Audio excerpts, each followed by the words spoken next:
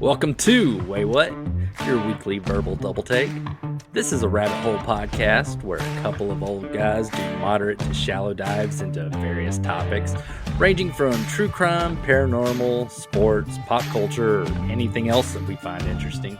We drop episodes every Tuesday and on Fridays if we feel like it. You can follow us on Facebook, X, and TikTok. We appreciate you joining us. And now that we got all this self-promotion stuff out of the way, here we go. Why, hello there, and welcome to your weekly verbal double take. My name is Jason, and I am the lead surgeon today as I bring us another topic that made me say, wait, what? Getting scrubbed in from head to toe to be my second. Daryl Holiday.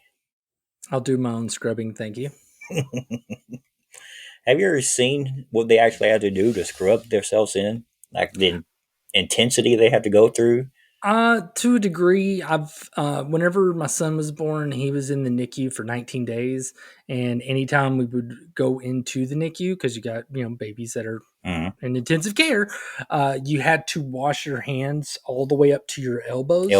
And you had to scrub for I forget how long and stuff like that. And of course you're going to do it because, you don't want to fuck up your baby. So, yeah. I mean, just watching some TV shows and movies and how much they pay attention to scrubbing their fingers and everything with a brush, and like you said, all the way up to their elbows. It's crazy. Because infections, they still happen, and they want to minimize the risk as much as possible because that's typically what kills people when it comes to surgeries and other things. Yeah, you're right. Well, speaking of the doctor, who likes going to the doctor? Especially at our age. We got a damn doctor for every part of my body. Even that one we have referred to in prior episodes. Nobody likes one of going those? it's the year of it. I will be having one soon. I'm at the very You're going to get infancy of my I'm at the very infancy of my research. I've got referred to a doctor, but I do not like what I'm finding in him, so I'm going to find somebody else. I was talking to a doctor recently, and he said they were kind of moving away from the finger in the butt thing and just usually going with other methods now. Yeah, they'll put you asleep and do a colonoscopy that way. Oh, no, that's a whole other thing. That's them checking your colon for colon cancer. I'm talking about prostate. Oh, yeah. Those are two different things. One of them's foreplay, and the other one's full on deep into you. Nobody likes going to that doctor. No, I've been with somebody that had to get a colonoscopy once. This is back in the old days, and she, you got to clean out, and they're basically make sure that you have a good book because you're going to be on the toilet for quite a while. They don't want to go in there and see your poop. They want that shit cleared out. Yeah. No, can you imagine going up in there and seeing all just stuck in there? It's gross. I saw the pictures from her colonoscopy. It's I know you so well now. Well, 2023 was a year of surgery for me. My shoulders, for those who do not know, were pretty much destroyed. The beginning of 2023, I was tired of it hurting. I couldn't sleep. I couldn't put dishes away in the cabinet. I couldn't lift my arm above my head. Basically, I couldn't even lift it up to my face. It was hurting that bad. So after 5 steroid injections, I knew it was time for surgery. But I never had surgery before, so I was really, really scared. I didn't know what I would do after surgery. I didn't know how my body would take to the anesthesia. I was scared. Would I even wake up? And so I remember the anticipation of the surgery was really getting to me. And so I went to the surgery, everything was going fine, and that's when they time to wheel me back in there. And I remember getting in there and looking up at the lights and him giving me the medicine to start the anesthesia process. And I'm like, I don't feel anything. I feel perfectly fine. I didn't feel any calmer. I didn't feel sedated. I'm like, I could sit up right now and walk out of here. I was fine. And that's when they stuck that needle in my neck to start doing the nerve block. And I could just feel it going down my arm. First I felt it in my elbow, And it's always slowly in my wrist, and then the last little bit, I felt it in my fingertips. But the first surgery went fine. Woke up relatively easily, and everything went good. Uh, so I decided to do another surgery that very same year. My deductible was already met, so might as well go ahead and get both of them done. Uh, this one went just as good. The nerve blocks this time, instead of the doctor doing it real slowly, he gave it to me all at once. And my arm lit up. I was like, "Wow!" It was like hitting funny bone super, super hard. And it just lit up for those few seconds. And wow, it hurt. It hurt really bad. One of them was like, "Don't worry, it's just the tip," and then And the this other one's like, one's all like, "I'm getting in there, bitch." You're going to take it all right now. And surgery went fine. They were both about the same length. I woke up this time, and Ashley was saying that I was pulling my hoses and stuff, trying to get, while I was waking up, I was pulling them out of my face and trying to pull them out of my arm. I didn't wake up as easily as I did the first one.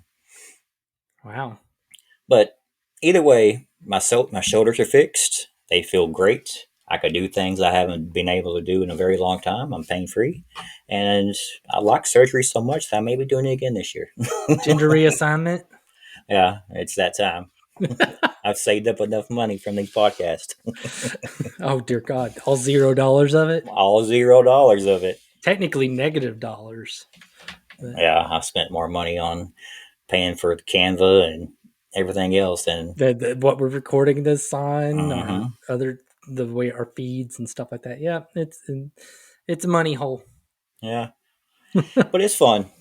So thank you for the dozens of people that are listening to us. Thank you. The dozens and dozens. How scared I was and all that is moot because it all came out for the best. However, if I had this doctor, I would probably be missing an arm or one would be attached to my ass. Christopher Duntsch, infamously known as Dr. Death, represents one of the most egregious examples of medical malpractice in recent history. Once a promising neurosurgeon, Duntsch left a trail of destruction that claimed the lives and well-being of numerous patients. He was involved in 33 incidents of gross neurosurgical malpractice, resulting in 31 maimed patients, and 2 deaths. This is a local guy, if I remember right, isn't he? Yeah, you're right. Yeah. Born in Montana and raised in Memphis, Tennessee, Christopher Duntsch seemed destined for greatness. He pursued both a medical degree and a PhD in molecular biology, excelling academically and earning a spot in the prestigious neurosurgery program at the University of Tennessee. During his training... Sorry. I mean, I know I got family in Tennessee, and we got a couple of listeners there, but serious, the prestigious neurological center of the University of Tennessee. I never knew they were known for that either, but okay, whatever. What you got there? That's a medulla oblongata. Don't cut that. Don't cut that. Frontal lobe, you can jangle that up a bit. We had to do that whenever grandma she ended up getting a little bit loopy and she's getting kind of violent. You just stick that ice pick in there and scramble it around a bit. You should be fine. It'd be good. Yeah, all right. Come on, fellas. Yeah, when I saw that, I'm like, really? But hey, whatever.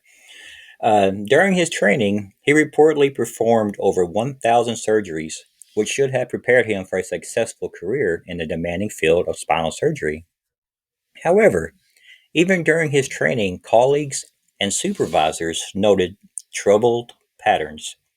Duntsch's surgical skills were inconsistent, and he often made careless mistakes. It's something you shouldn't be doing in spine surgery. No, that's a delicate area. You one wrong cut, somebody can't walk anymore. Another wrong cut, somebody's not ever going to breathe again. So that's a scary spot. I mean, all the nerves are going up through that. So it's almost like if you imagine like the fuse box in your house, just willy nilly cutting a wire in there. You don't know what's going to fuck up in your house. You have no idea what's going to happen. Yeah. Concerns about his competence and decision-making abilities were raised but largely ignored. Instead of addressing these red flags, the system allowed him to continue unchecked, paving the way for the tragedies that would later unfold. In 2011, Duntsch began practicing as a neurosurgeon in Dallas, Texas. From the outset, his tenure was marked by catastrophic outcomes. Patients entered the operating room expecting relief from their pain and left with debilitating injuries, or even worse. The You know first what? I'm wondering if he had the whole philosophy of somebody's like, my finger hurts. And then you slap them across the face and you're like, how's your finger feel now? And they're like holding their cheek and they're like, the face hurts now. problem solved. Yeah, there you go. It's Yeah, like, oh, I got back pain. Now you can't feel anything below your waist. How are you now? he's an egomaniac. He didn't really take much blame for anything that I'm about to unfold here. Ooh. Lee Passmore, a Collin County medical investigator, was experiencing chronic pain and was hooked on prescription painkillers. He thought surgery would give him some relief and eliminate his dependency on the painkillers. He was given a referral to Dr. Duntsch. The surgery was a disaster. A small incision was made by the general surgeon, Dr. Mark Hoyle, in Passmore's groin so Dr. Duntsch can gain access to the herniated disc. It didn't take long for Dr. Doyle to notice blood. Lots of it. Way too much for this type of surgery, and once questioned by Dr. Hoyle, Dr. Duntsch's response was, I am going by feel, not sight. He then announced Okay. that, yeah, in a small incision, he then announced that he would be removing a ligament not normally touched during that particular procedure. This ligament is not only one of the spine's major stabilizers, it is also less than a millimeter away from the spinal cord, just like we were talking about. Dr. Hoyle stepped in to stop the bleeding, but the surgery continued. He then positioned a surgical cage to widen the opening around the nerve roots, but he placed it too far left. In attempting to move the cage, he stripped the screws holding the cage in place, so it could not be Ah, removed.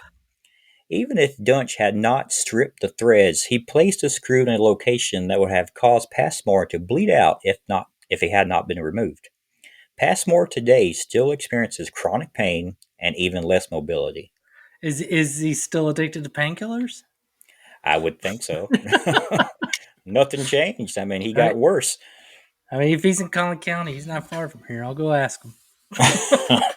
This Hey, is you addicted to terrible. painkillers? I mean, yeah, I heard what happened to you. Super fucked up. But are you on the fentanyl? That's bad for you. Don't do that. Yeah, don't do that one. Don't do that one. Uh, Next guy, Jerry Summers, a longtime friend of Duntsch, came to Baylor Plano to have two neck vertebrae fused.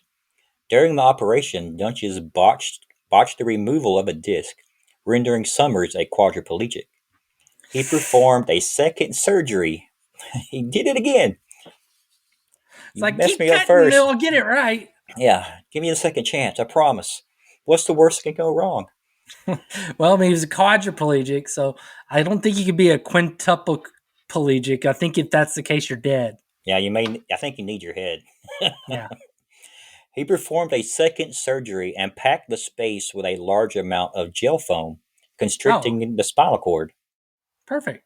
Yeah, kind of like the stuff you put underneath your door, seal up the cracks. So he put cock in him. Was he putting cock in people while they were asleep? Was it a lot of cock or a little cock? It was a lot, and it Okay. was. The anesthesiologist who worked on the surgery recalled that Summers lost almost 1,200 milliliters of blood, more than a What? fifth of his blood volume. Okay, hold on. I need to do that in freedom units. We got like, what is it, 9 pints of blood in us? It's a lot. Yeah, it's like a fifth of his blood was lost during his surgery.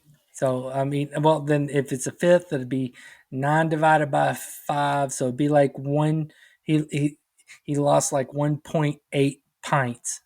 I Uh, speak freedom units. Don't hit me That, with that milliliter bullshit. it's a lot. And it was almost 24 times the typical amount lost in a spinal fusion. So Ugh. he was way over. The nurses and other staffers who took part in the surgery expected Summers to have revision surgery, but Duntsch refused to do it. Summers later stated, the patient, later stated that he and Duntsch used cocaine the night before surgery.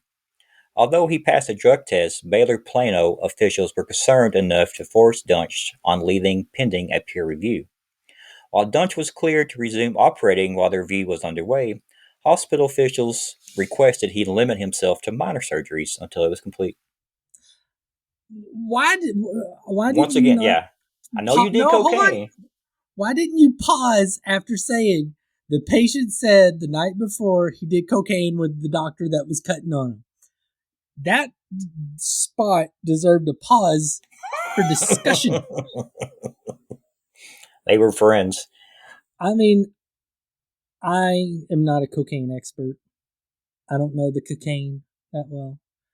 But with it being an upper, I imagine you can get a little shaky with it. Well, it's like, oh, I'm so good at cutting. Summers, the patient, then admitted the cocaine claim was untrue and said Okay. he only made it up after being upset that Duntsch refused to check on him. Summers remained. Yeah. I was mad. That there is fucking like 20-year-old girlfriend logic, where she's like, you're getting mad at her, and then she tells her friends that he punched me in the face, and then like you get jumped by like her big brother or whatever, or you go to jail, and she's like, I'm sorry, I was mad, so mad. It's your fault. Yeah. That guy. He's like, I said we did cocaine because I'm so mad at him. He didn't come see me the day after he put his cock in me.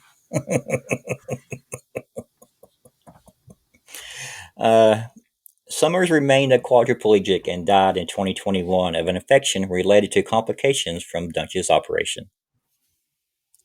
All right. I'm sorry I called him a 20-year-old girlfriend. No, but he was trying to ruin his career. I mean, they weren't doing anything. I think the dude was doing it. I mean, it takes another 28 more people to die or whatever, but eventually he got there. Kelly Martin, a 54-year-old Garland schoolteacher, was to undergo a routine back operation. Duntsch, fresh off his 2-week surgery suspension, turned what was supposed to be a 45-minute minimally invasive surgery to tragedy.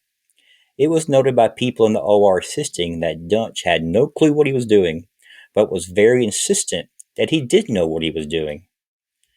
However, 20 minutes into the surgery, Kelly had lost almost a liter of blood in a surgery that should have very little bleeding.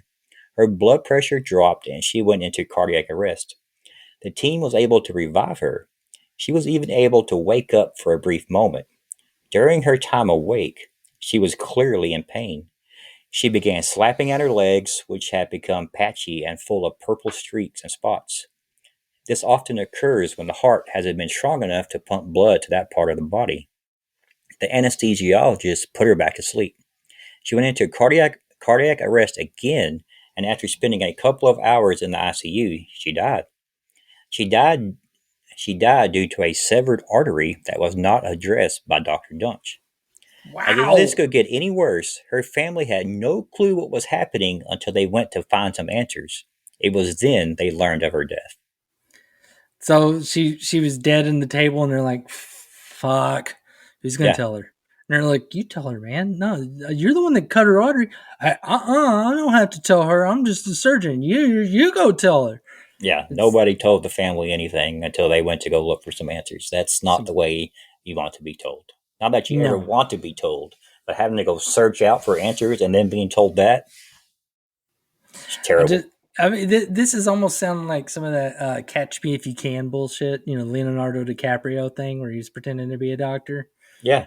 I mean, it sounds like almost like that. This guy's like, I know what I'm doing. I'm doing it by touch.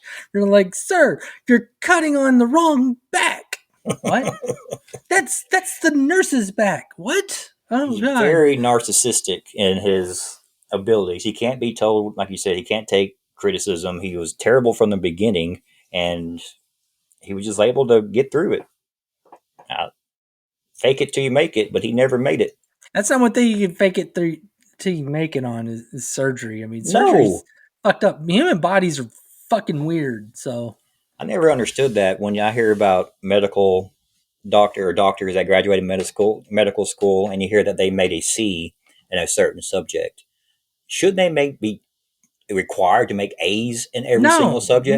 no, they shouldn't. Because keep in mind, whenever you go into medical school, they are giving you like all of this stuff. I mean, you're talking about anatomy, and they're going to learn neurology, and they're going to learn uh, orthopedics. They're going to learn about all of it, but that doesn't mean that's what they're going to specialize in. True. So, Well, I I mean, mean, okay, if if say there's you're going to be a specialization, yeah. GP, if you're a GP, you need to know like how to stitch something, how to identify a virus versus a bacterial infection or whatever. And even then, most of the time, they're just doing their best guess. I mean, I know a I lot mean, of it's with like the guesswork, flu but and COVID and stuff like that, they can stick the thing up your nose and they can run it through a lab and they can find out if it's that. But a lot of times, whenever it comes to like, tonsillitis, strep throat, or whatever, they're just like, okay, yeah, it looks like it's this. Or whenever you come in there every now and then with something that just don't make sense, they're like, okay, let's try this. So they're doing what they can. So no, I don't think they all need to make A's because, and I'll tell you this, like I I tested really well. I was good at school whenever I was in college. I was uh-huh. very good at it. And I didn't know what I was talking about most of the time. I mean, I knew about the stuff that interested me, all the Latin American history stuff. I was like, hell yeah. But like any of my other classes, I would still get, A's in there, but it was just a matter of being able to sound like I knew what the fuck I was talking about. So, and testing well. I was really good at tests. And that doesn't mean that I'm necessarily an expert at any of that bullshit. I mean, so sometimes there's somebody really good at the mechanics, but they're not really good at the academics. If you get what I'm saying, I bet you there's surgeons out. I mean, because most surgeons, there's certain egomania that has to be involved in that, being able to cut somebody open and rearrange Yeah, their I body think part. so. Uh, and they could be somebody that's just really good with their hands and their eyes that learn the stuff, and you just sit there and train and practice those movements and those things over and over and over, and you get really good at that. Then cool. I don't really care if they made a C. I don't care if they made a C in neurology or whatever, unless he's a neurologist and he's going to cut in my brain. And I'm like, at least get a B. I mean, I agree with a lot of what you're saying, but I think if you're going to be a surgeon, there should be special requirement that you should be perfect in your surgical procedures before you are allowed to perform surgeries. I mean, that's the thing though. It's like they're only human, just like anybody else. Now, I think if you have like a trail of dead bodies behind you, I think like once you hit like 3, especially on procedures that are not supposed to be, have Right. a much of a mortality rate. I think at that point there needs to be like some sort of governing body that like, oh, I don't know, like You shouldn't be a surgeon a anymore. medical board of the state Mm-hmm. that might actually do something, but I'm guessing they didn't.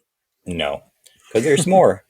Uh, the next victim, Mary Efford, Efurd, Efford, at the young age of 74, went on the operating table in July of 2012. Now, unable to use her legs fully, Efford spends most of her time in a wheelchair.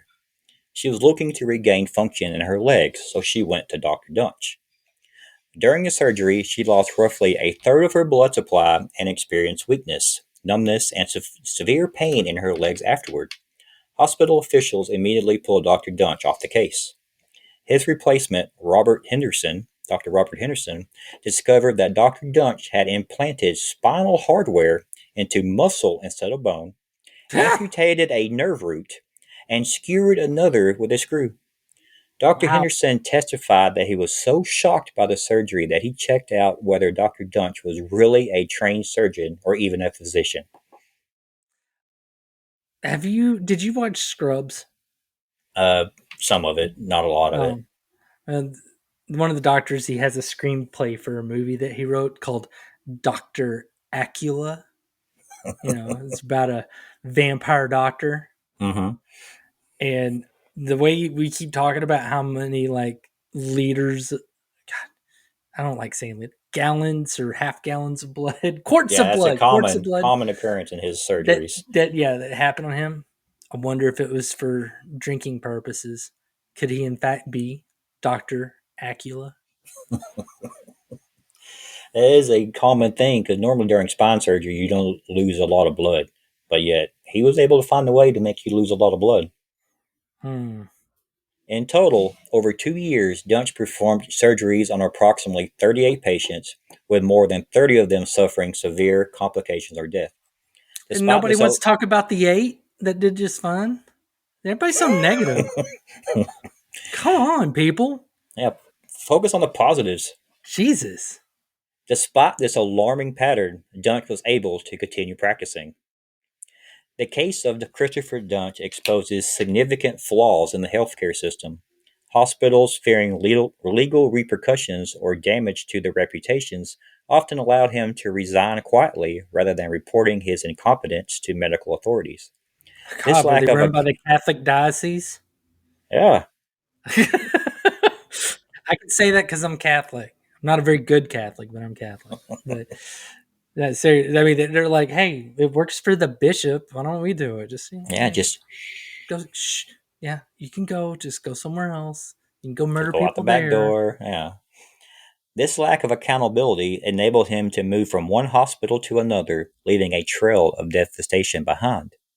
Furthermore, Duntsch's charisma and ability to manipulate those around him played a role in his continued employment. He convinced colleagues and employers that he was a skilled surgeon, even as evidence mounted against him. Once again, the narcissistic part of him. You know what this reminds me of? Like those dudes that are like, "Oh, I am the best slay ever. I just every woman just loves it." And and then like doink some woman or whatever. And then she's like, and he's That's like, it? "What is your problem? I mean, what's wrong with you? You're broken. You're broken vagina. Why is your vagina like bigger than this big round? Like it's hard. Whatever. You're broken. I'm the good one." Yeah. That's what he That was the sounds like. best 2 minutes of your life. I know it. How many minutes? I said 2. Oh, okay. I thought you said 10. I'm like, No, I don't give that much are credit. you okay? Can I learn about your cardio? What you do to like have that much energy? But The lack of adequate oversight and communication between hospitals allowed Duntsch to operate without facing serious consequences for far too long. His case underscores the urgent need for systemic reforms to protect patients and hold medical professionals accountable for their actions. The turning point came when two Dallas-based doctors, Dr. Robert Henderson, as I mentioned earlier, in the Mary Efford case, and Dr. Randall Kirby took it upon themselves to expose Duntsch.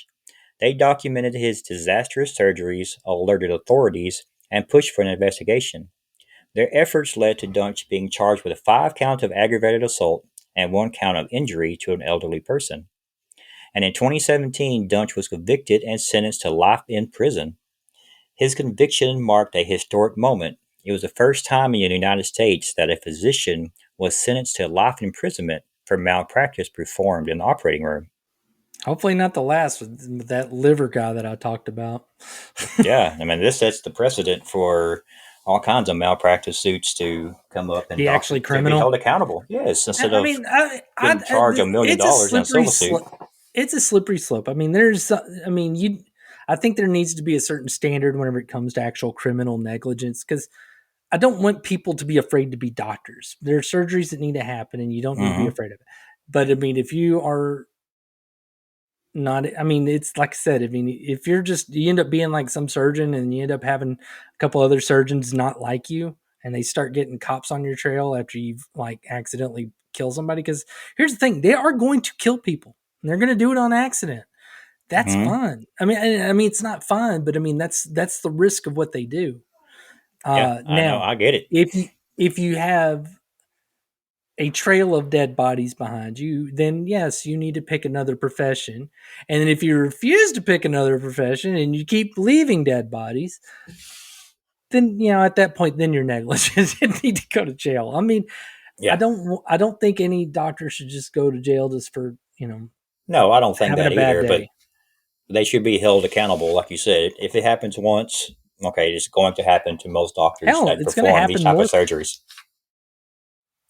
I don't know. It's just it's one of those things where it's really hard to figure out like where's it going to be right and where's it going to be wrong on that. Mhm. I mean, because what if you're a surgeon that only does the riskiest, craziest surgeries? Yeah. You know, you're going And to some have more dead bodies behind you then. yeah. And some As surgeons won't take surgeries knowing that it may mess up their survival rate or their uh, completion rate or whatever you want to call it. mess up their baseball card, their surgeon Yeah. baseball card. Where it's like, oh, I'm not going to fuck my average up. That's a good one. It's Yeah. true. Pretty good there.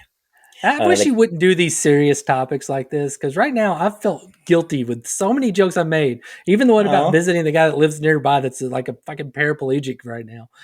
Pick less dire topics. I like making fun of your stuff too much. Oh, well, sometimes they're going to be serious, but you got to put in the comedy where it is to give it a little lighthearted feel. Can't be old Debbie Downers. The case of Christopher Duntsch serves as a stark reminder of the importance of accountability in the medical field. It highlights the need for hospitals and regulatory bodies to prioritize patient safety over protecting their reputations. Whistleblowers like Dr. Henderson and Dr. Kirby play a crucial role in exposing malpractice and ensuring justice, but the burden of safeguarding patients should not fall solely on individual doctors. Changes to our current way of doing things are needed to prevent similar tragedies. Improved reporting systems, stricter oversight of medical practitioners, and better Robot communication. surgeons. It's coming. And better communication between hospitals are essential steps toward ensuring that patients receive the care they deserve. Yeah, that robot stuff, I heard that somebody predicted, I don't remember, I think it was Bill Gates, and in 10 years that AI robot doctors will take over doctors and lawyers' jobs. If Bill Gates is saying especially he's involved in it, I ain't gonna have any surgery from Bill Gates robot because he is all about depopulation. He'd be like, oh yeah, putting my surgery robots everywhere, then the population dips by 10%. He's like, I don't know what happened. What happened? You know, you're sitting there talking about this guy that did all these horrific things and stuff, and he did. And you know what? He was rewarded by having Joshua Jackson play him in the movie about him. There's a movie on Peacock called Dr. Death, and Pacey from Dawson's Creek played him. And it's like, you know, like if there was a movie made about me and they had Pacey from Dawson's Creek playing me, I'd be like, holy shit, they must think I am handsome. I would be complimented. You know, not like, you know, if they made a movie about you and they had Steve Buscemi playing you. Oh, well. Then you get insulted, you know, like, and they end up having like, oh God, what's that lady's name that, I can't think of her name, but she's this actress. And I've seen like 2 movies where they've actually had her play men. And if they had her play me, I'd be all like, you know, like trying to like testosterone up, broaden my shoulders, be like, oh, that's a horrible casting choice. You know? But no, if Joshua Jackson had to play me in a movie, I'd be complimented. I'd be like, you know what, every one of those dead bodies were worth it. Yeah, it's a very popular story. It has been, like you said, put on TV. I'm sure there's podcasts about it. But his story is a chilling example of how one individual's incompetence and inflated ego can wreak havoc on countless lives. But it's also a cautionary tale about the systemic failures that allowed him to continue practicing medicine. By learning from this tragedy, the medical community can work toward creating a system that prioritizes patient safety and holds practitioners accountable for their actions. Only then can we ensure that such a horror never occurs again. And stop picking handsome actors to play the people that do it. Yeah, quit giving them incentive. Yeah, that is definitely an incentive. If I would want, you know, if they like Daryl doing a movie about the time that you accidentally blew up that bus full of kids, and I'd be like, oh, I don't want to relive that horrible night. They're like, Chris Pine is playing you. I'm like, fucking hey, this movie's gonna be badass. All right, serious question: who would play you in the movie? Have you thought about that before? No, because no, I don't have that kind of ego. I don't think there's any actor that I would ever sit there and feel comfortable saying, "Yeah, of course they'd play me." No, I don't think about that shit. Oh, well, I I make have. jokes about it, but I don't think about it. Huh. Because Well, I mean, for the movie to be made about me, I'd have to accidentally blow up a busload of children or kill 30 people in surgeries, no, it could and be it's something just not great. worth it. It's just not worth it. It's not worth the gamble. Now, if I knew for sure they were going to pick somebody handsome and charming to play me, I'd be like, oh, hell yeah, let's do it. But no. When I see you, I instantly think Danny DeVito. It's just the one that stands out. You shut your Steve Buscemi looking ass up. I don't want to hear it. You mean Josh Hartnett? That's who would No, play me. I'm talking about janky teeth, weird looking face. I'm Steve Buscemi right there, right in front of my face. Oh, that's terrible, Jack Black. That cuts deep. I don't really care for that. Oh, really? He's freaking funny. I know, but it still cuts deep because it's just honestly, he was funny. He's getting a little overplayed out. Yeah, he's in the new. He's in everything. Yeah, He's he just in got lots of everything. money. He got lots of money. Well, that'll put a bow on this episode. Tune in next week as Daryl regales us with another tale that made him say, "Wait, what?" Uh-huh. Until then, we'll see y'all later. Bye. See ya. Thank you for joining us for Waywut. If you would, tell your friends or your enemies that they can watch us on YouTube or Rumble. And if you don't want to see our face, or if they don't want to see our faces, you can listen to us on your preferred audio platform. That's Spotify, Apple Podcasts, Amazon Music, Pandora, you name it, we're probably on there. Please like, review, and comment on whatever platform you joined us on today. We'd appreciate that a ton. Again, just thank you for listening and watching. We hope you'll join us next time. We'll make you say, "Wait, what?"